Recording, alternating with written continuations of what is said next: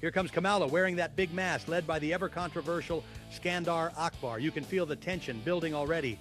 And just when you think it couldn't get any more ridiculous, I hear someone in the audience yell, "Take him back to Africa!" Seriously, this match hasn't even started, and it's already turned into a crash course in geography and cultural ignorance. Great job, Minneapolis. Way to show your wrestling IQ. It's like some fans are more interested in taking the heat from the ring and trying to outdo the heels themselves. Newsflash, folks, nobody paid to hear your commentary.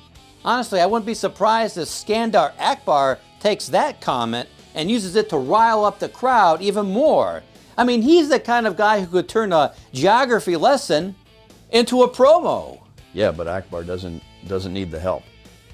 He's already got Kamala in full warrior mode. And let's be real, Kamala presence alone is enough to intimidate half the people in the building.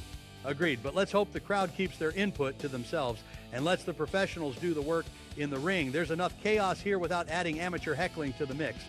That's right, Verne. You leave the commentary to us. We're way better at it. Well, most of the time. And here's hoping this match sticks to wrestling and doesn't turn into a seminar on cultural sensitivity. Although with this crowd, that might be wishful thinking. Funny, during the last AWA event, Super Clash, it was USA versus Russia. And now we've got USA versus Africa. At this rate, the next show will be USA versus the entire moon. And we'll all be sitting here wondering how we got here. I mean, already gearing up for the Lunar Tag Team match, America versus the Moon Martians, because honestly, it'd probably sell better than this. Someone just yelled at Kamala, "He's going to beat your ass tonight." And Kamala just stares at him like, "Buddy, if my ass could talk, it'd tell you to mind your business." That's the thing about Kamala. He doesn't need words to intimidate. That stare alone does the job. And here comes Sergeant Slaughter, straight from Paris Island, dressed as America's champ in army fatigues, a helmet, and a jacket. He's handing out flags to all the kiddos in the Metrodome. Well, that's super nice of him. Yeah, but then he hands a kid a wrinkled up dollar bill. What's that about? Is it a tip, or is he daring the kid to spend it on an overpriced hot dog? And he takes a break here, keeping his eye on the man in the ring. I mean, when you think about it, that kid's gonna cherish that dollar forever until he realizes it won't even cover a soda at the concession stand. And just like that, Larry Nelson joins the commentary team 2 hours into the show. Was Ron Trongard really that bad? Well, there's only so many times you can hear him recite company slogans.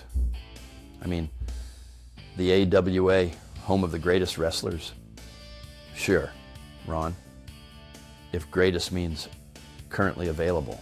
You know, it's like they brought in Larry Nelson to give us a break from Ron Trongard's motivational speeches. Ken Resnick wonders if Kamala speaks English, and Larry Nelson's response, "Not that I know of." Then he says having Kamala is like having a pet rhinoceros.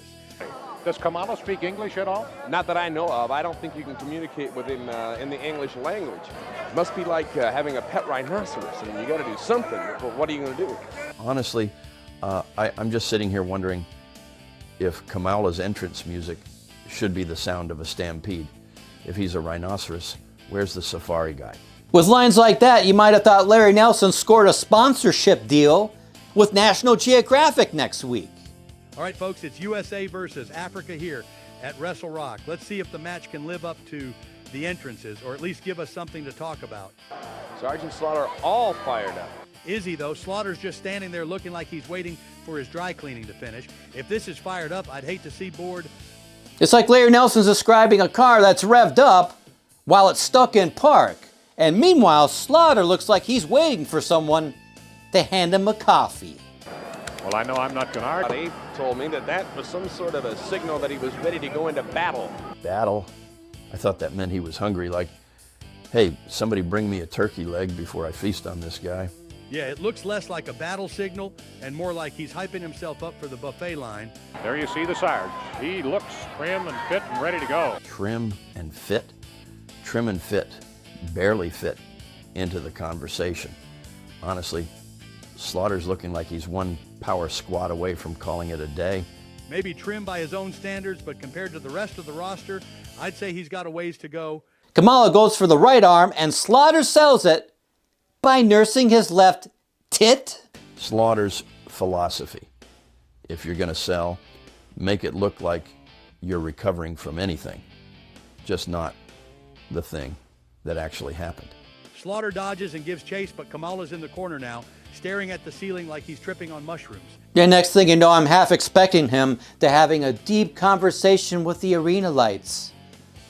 Oh, tell me, great fluorescence, what is my destiny? At this point, the only thing Kamala's battling is gravity and his imagination. They lock into a test of strength, which ends in a right chop. Kamala goes for the pin, but of course he tries to cover Slaughter with his stomach down. That only gets a 2 count. You think someone would have told him by now that this isn't how pins work. But then again, this is the AWA. We're all just figuring things out as we go. And now in the corner, what is Kamala doing? It looks like he's pinching Slaughter's armpit. Maybe it's some secret nerve hold we don't know about. Secret nerve hold?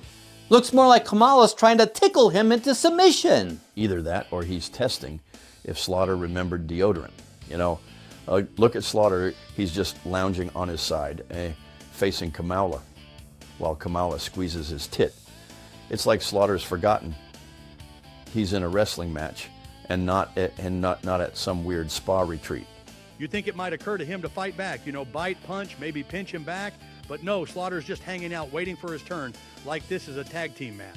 Finally, Slaughter gets free, but here comes Skandar Akbar feeding a gimmick to Kamala. A whip, no less. Kamala jams Slaughter with it, and Slaughter sells it like he just got electrocuted. At this rate, I'm half expecting Slaughter to start twitching and yelling, "I need a recharge. Somebody call the referee. This isn't wrestling. It's amateur shock therapy." Kamala's got the referee distracted, and Skandar's going to town on Slaughter in the corner. Slaughter's getting knocked around, but he's starting to fight back. Kamala cuts him off, going straight for the throat with that gimmick again. Say what you will about Kamala, he's got some smarts, hiding that gimmick like a magician, doing sleight of hand. Well, Slaughter's had enough. He's hauling off in the corner, unloading on Kamala, and there it is, a drop kick from Sergeant Slaughter. The Ugandan giant goes down like a falling tree. Timber. And now Slaughter's going for the big slam. Can he do it? He scores with it. The American hero slams the big fat heel. That's got to feel good for Slaughter and everyone waving those little flags in the crowd. Now, Slaughter may have taken a beating, but he's standing tall now. That's what happens when America's champ gets fired up. Even if he started this match looking like he'd rather be at home watching TV. So the American hero slams the big fat heel, and at this point, Slaughter's just collecting slams like they're Pokemon. Gotta catch them all, one giant at a time. Apparently this is my dad's way of showing WWF New York that the AWA knows how to slam giants too. And let's not forget, Sergeant Slaughter's G.I. Joe cartoon is better than Hulk Hogan's Rockin' Wrestling. I mean, Slaughter's action figure probably comes with a slam button, while Hogan's just flexes and says, "Brother, quality over quantity, folks." Slaughter pulls Kamala back up, starts unloading him with jabs, and drops him with a roundhouse. He's signaling for the camel clutch now. Irish whip, back elbow, and there it is with that bright red elbow pad. Slaughter creeps behind, locking in the Cobra clutch, but Kamala manages to wiggle out of it. Meanwhile, Skandar Akbar gets up on the apron to stir the pot. Classic move. Slaughter breaks the hold to address Akbar, takes a swing, and oh, he misses. Now Skandar's holding Slaughter open for Kamala. Here comes Kamala with a swing. Wait, he misses and nails Akbar instead. And now Slaughter with the left arm lariat. And that is the lightest touch you've ever seen, but it somehow sends Kamala sprawling to the apron. Kamala's probably standing there wondering, did I just get hit? Or was that a gentle breeze from Slaughter's arm? Seriously, I've seen paper airplanes land harder than that. And there it is, another non-finish at Wrestle Rock. Talk about killing the town. You know, at this rate, the only thing that's getting a finish is the crowd's patience. I mean, they're probably already halfway to their cars by now. If this keeps up, the next AWA show might just be my dad playing solitaire in the ring. At least that'll have a clear winner. Skandar's turban is off, and now he's cowering in the corner like he just realized he left the stove on. Slaughter's got his eyes locked on Kamala. Kamala's trying to sneak up from behind, but Slaughter's too quick. He grabs the whip, and here we go. Slaughter starts whipping Kamala, and Kamala's selling it like he's being attacked by a swarm of killer bees. And now Skandar gets a taste of the whip too.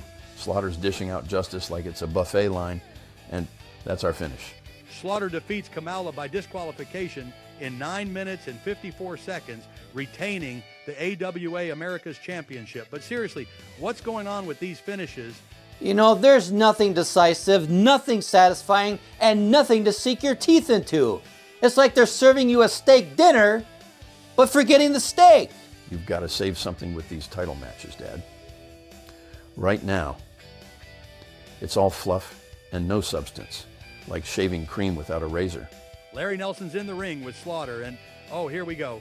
Slaughter's bringing a group of kids into the ring to sing the Pledge of Allegiance. They're belting it out so loud, I think Libya might actually feel a tremor. Yeah, if the Pledge of Allegiance had a volume dial, well, Slaughter just cranked it way up to international incident. Is this a wrestling promo or a prelude to an airstrike? Let's face it, Slaughter's champion, and he's way over with the crowd.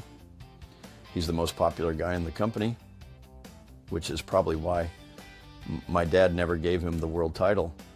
God forbid the fans decide who the top guy should be, right? You know, one thing's for sure about the AWA, Vince McMahon took a lot of their talent, but Verne definitely took the crown for bad decisions. If he just handed the belt to Hogan back in the day, like the fans were begging for, Hogan might have stuck around. And who knows, maybe the AWA wouldn't have ended up in the shape it did, but hindsight's 20/20, and logic was never on the menu here. Now about this match, well, it's another Kamala special, slow, clunky, and about as thrilling as watching paint dry. His offense? Chops, toddler-grade punches, throat shots, and the infamous stomach claw. Basically his way of saying, I'm tired, let's call it a day. Slaughter makes his usual comeback with some big hits. Then there's the Slaughter cannon, and of course, Kim Chi runs in for the DQ. Classic Kamala formula. It's short, it's forgettable, and it's about as impactful as a pillow fight. If you're looking for something memorable, might I suggest starting a hobby? Because this match certainly won't stick with you.